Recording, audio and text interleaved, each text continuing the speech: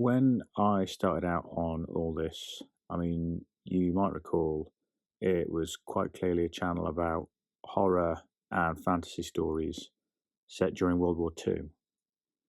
And for the first couple of episodes, I think we stuck to that fairly religiously. As the Ron Seals advert in the UK used to say, does what it says on the tin. Lucius was one of the first characters to change all that. The audience reaction to him was overwhelmingly positive, and quite quickly I had requests for sequels and prequels for him. Given the fact in his backstory I'd already gone down a Highlander-esque route, this didn't seem unfair or difficult to do so, which is how we come to be where we are today. Somebody asked me if he was my favourite character to write, and I have to say the answer is no, but he is growing on me. He can be quite difficult to work with, not because he's an immortal serial killer, because it's quite hard to get the right tone for him. I guess if this was a Hollywood script, I could camp him up into some sort of demented dandy or just have him as a mindless, bloodthirsty psychopath. But we've had those. I don't think they connect well with an audience. So I've tried to go for some kind of middle ground. This guy doesn't have a world-conquering plan. Power doesn't particularly interest him. He's had it and it's gone and he's not bothered. There's no love of his life or romance angle or a MacGuffin to extend his life.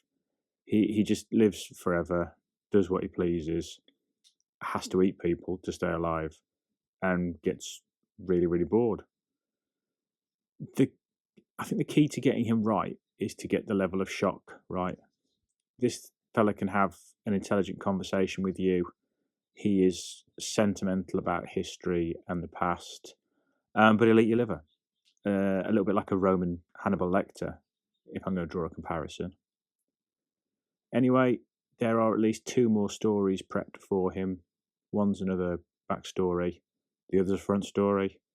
There's also the beginnings of an origin story as well.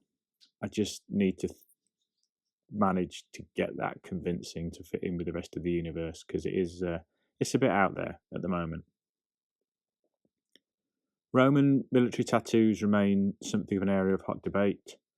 In essence, with no preserved bodies to look at in modern day, it's impossible to know if they were a thing or not.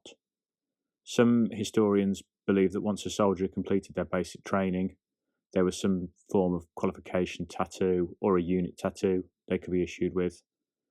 Others have suggested that the Romans looked on tattoos as quite basic, quite primal, particularly when all their opponents were covered in tattoos. It is possible they might have used them as a branding for punishment or disobedience for soldiers. One area there is consensus is that Maximus's tattoo in the movie Gladiator is nonsense. Roman tattoo artists would have been unlikely to be able to achieve that detail, and the lettering spells out the phrase "the Roman Senate and people" on his arm, which doesn't seem to chime with the rest of the character.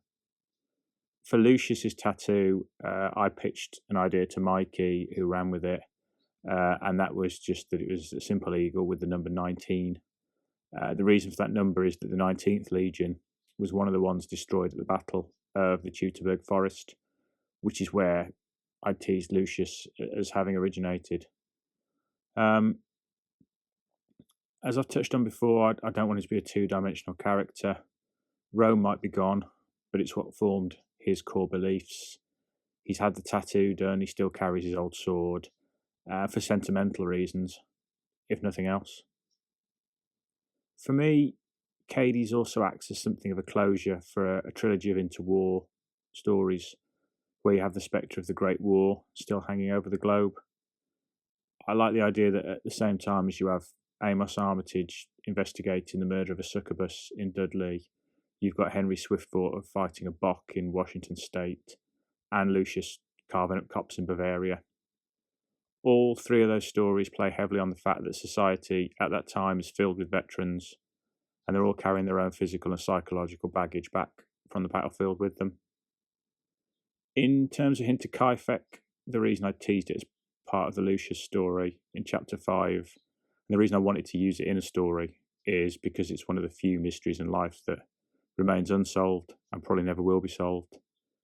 There's naturally multiple theories as to who the killer was, and I'd steer you towards the Bedtime Stories episode to hear them in depth.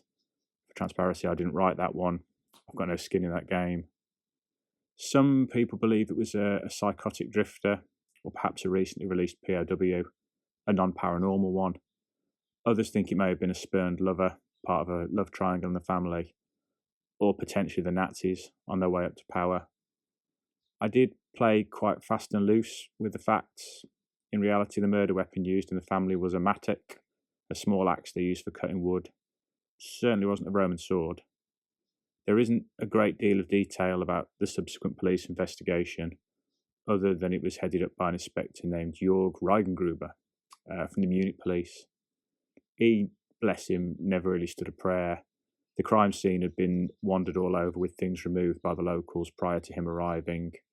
The force lacked basic forensics knowledge and techniques, and he was never going to be able to identify a suspect without a confession. The description of the uniformed officers, though, is fairly accurate. After the war, it was very common for veterans to filter into law enforcement. They often felt quite betrayed at being ordered to surrender by their new government, believing they still had a chance to force a victory on the battlefield, and as a result they could be quite problematic for the government to control, amongst other issues.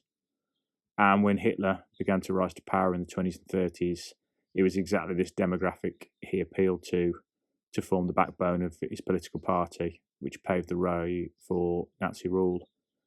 So yeah, I've had a few comments from people saying they don't feel too bad for Sergeant Bohm and his 2 constables being killed, to which my reply is good. It's how they were written.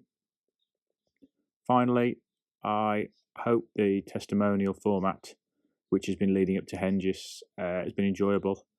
It's fun for me because it's a new layer of bringing those characters out, padding them out. I can only apologise for the dodgy accents while I'm doing that. From what I can see, the Colonel in particular has proven a hit, and I'm glad.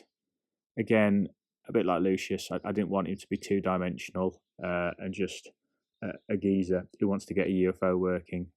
I wanted him to have a layer of arrogance, and I think that's come across. The format seems to have been well received. As a result, you can expect some Wendigo ones coming next, and we can find out what happened after that.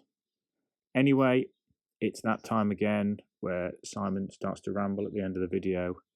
As always, thank you for your support, thank you for watching, and I will see you guys next time.